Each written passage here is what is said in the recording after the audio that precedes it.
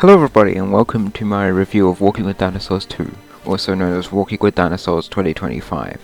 This is going to be a review of it on a purely artistic and taste-based level, rather than my more accuracy-based breakdowns, which I'm still working on. By the time I'm recording this, I've released the first one, but I'm not sure about the rest. That's everything, so let's go into it.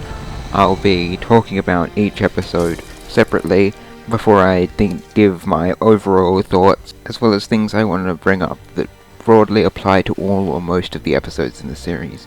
So now let's actually get into it.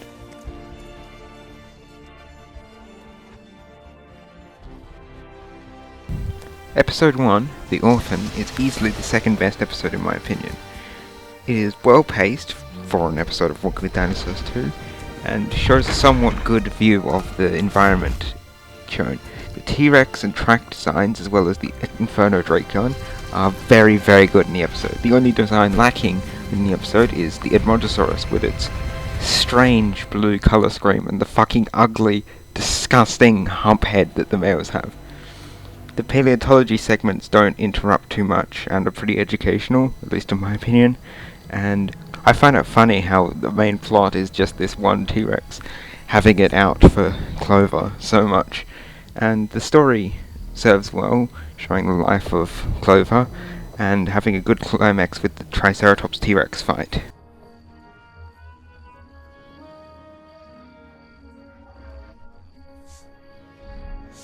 It would not be a controversial opinion for me to say that the River Dragon is easily the best episode of Walking with Dinosaurs 2. It gives the best view of the ecosystem of any episode, featuring more than 10 creatures if you count minor creature cameos, and is very well paced for an episode of the series, as well as featuring the amazing scene of Elanqua hunting the baby Spinosaurus in a forest.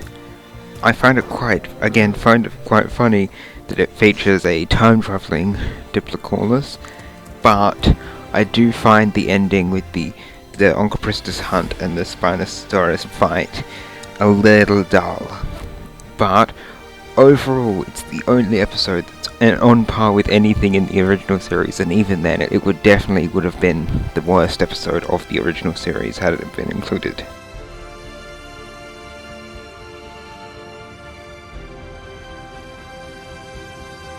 Episode 3, Band of Brothers, is, in my opinion, the third best episode in the series, and it is also where the series begins to go downhill. It features barely any biodiversity, only 3 creatures appearing in the episode, one of which having less than a minute of screen time. The Utahraptor designs are magnificent, but the Gastonia is mostly brown. It's a missed opportunity for the series to show homosexual animal behaviour within the Gastonia herd, and the ending is dumb because all evidence points to the Gastonia bone bed being due to a flood rather than a forest fire. Plus, it conflates this with the Utahraptor block, which is from a completely different site and consists of Utahraptors hunting iguanodonts, like Planocoxa, and getting trapped in quicksand rather than getting trapped while escaping from a forest fire.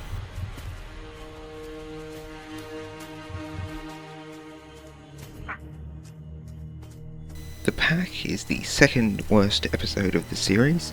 The first half is pretty good, but I don't really have anything to say here about it.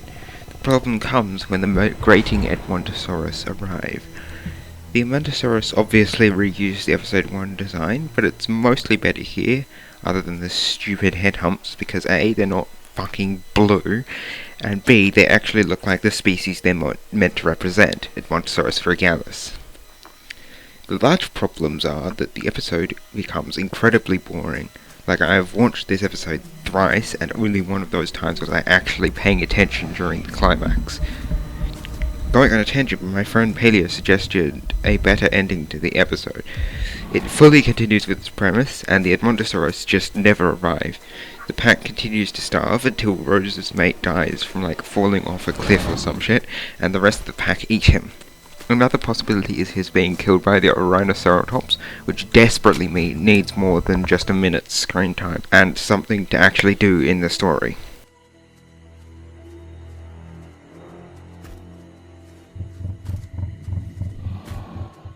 Episode 5, The Journey North, is by far and easily the worst episode of the series.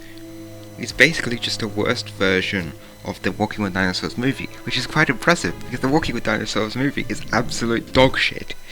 It's just incredibly boring. I could not care less while watching it. Gorgosaurus is there, and it is literally just the exact same as Albertosaurus. Edmontosaurus gets two different designs for different species, but these separate genera use the same design between episodes. Speaking of Edmontosaurus, it's back! It's fucking back again! Now, don't get me wrong, I like Edmontosaurus, but please give representation to a more underrated hadrosaur species. Plus, design still fucking sucks with this stupid head hump. And the introductory scene of the Edmontosaurus in this episode is easily the worst thing in the entire show. It builds them up as if they're some super predator, even scarier than Gorgosaurus. Now this is already dumb and annoying on its own, but is made infinitely worse by the fact that the Edmontosaurus had previously appeared in 2 episodes, and it literally had appeared earlier the same episode.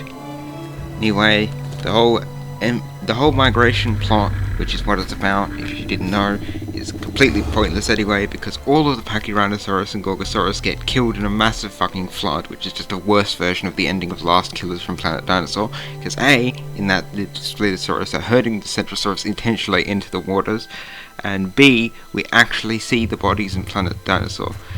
Plus, this ending should have been given to episode 3, and this one should have ended with Albie and his herd reaching at the destination, because otherwise following them on their migration feels utterly pointless. Anyway, the only good part of this episode is where there's a scene with an aurora, and there's like what sounds like a musical allusion to Spirits of the Ice Forest, but definitely isn't.